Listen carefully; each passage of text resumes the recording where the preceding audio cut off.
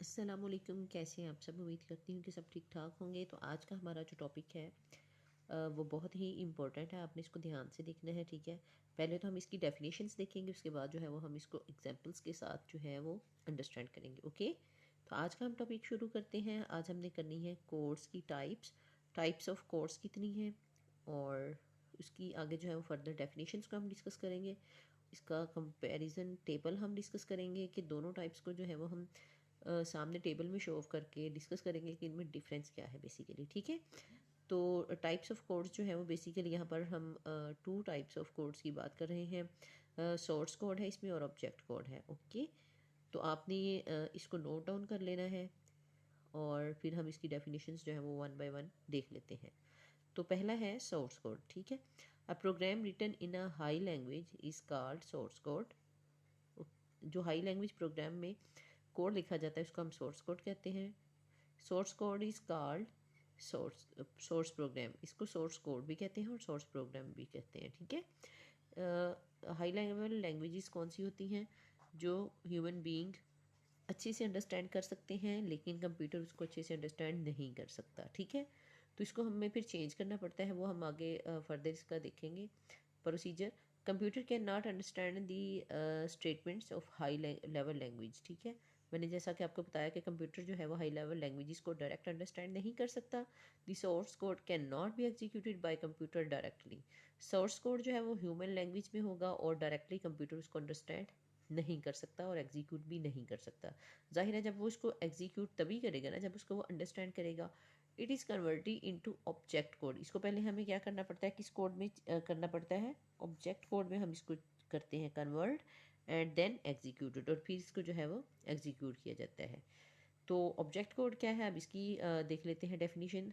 A program in machine language is called object code. जैसा कि इसके नाम से ही जाहिर है कि वो लैंग्वेज जो कंप्यूटर से डायरेक्टली ईजिली अंडरस्टैंडेबल होती है उस प्रोग्राम को हम ऑब्जेक्ट कोड कहते हैं। It is also called object program. इसको हम ऑब्जेक्ट प्रोग्राम भी कहते हैं और ऑब्जेक्ट कोड भी कहते हैं। ये आपने याद रखना है, इसको हम ऑब्जेक्ट कोड भी कहते हैं और ऑब्जेक्ट प्रोग्राम भी कहते हैं। और मशीन कोड, इसके तीन नेम है। इसको हम तीन तरह से कह सकते हैं। अगर आपके पेपर में तीनों की डेफिनेशन पूछी जाए कि ऑब्जेक्ट प्रोग्राम क्या है या व्हाट इज़ ऑब्जेक्ट कोड या व्हाट इज़ मशीन कोड, तो आपने यही वाली डेफिनेशन जो है उसमें राइट करनी है, ठीक है। Computer understands object code directly. Computer इस कोड को जो है वो डायरेक्टली अंडरस्टैंड कर सकता है क्योंकि ये मशीन लैंग्वेज होती है, कंप्यूटर की ज़ुबान में इसको लिखा जाता है, इसलिए कंप्यूटर इसको जो है वो अच्छे से अंडरस्टैंड कर लेता है। अब इन का जो है वो डिफरेंस हम देख लेते हैं एक टेबल में। फोर इसमें मेन डिफरेंसेस हैं, इनको हम डिस्कस कर लेते हैं। Source code is written in high level language. Source code जो है वो हाई लेवल लैंग्वेज में लिखा जाता है। और असेंबली लैंग्वेज या हाई लेवल लैंग्वेज वो है जो कि ह्यूमन आराम से अंडरस्टैंड करता है लेकिन कंप्यूटर इसको डायरेक्टली अंडरस्टैंड नहीं कर सकता। और object code is written in machine language through compilers. ये कंपाइलर्स के थ्रू लिखी जाती है, इसको मशीन लैंग्वेज भी कहते हैं। Source code is easy to understand. ये ह्यूमन बींग के लिए ईजी टू अंडरस्टैंड है और ये डिफ़िकल्ट टू अंडरस्टैंड है। Source code is easy to modify. जाहिर है जब हम इसको अंडरस्टैंड करेंगे तो हम इजीली इसको मॉडिफाई भी कर लेंगे। Object code is difficult to modify. Source code contains fewer statements than object code.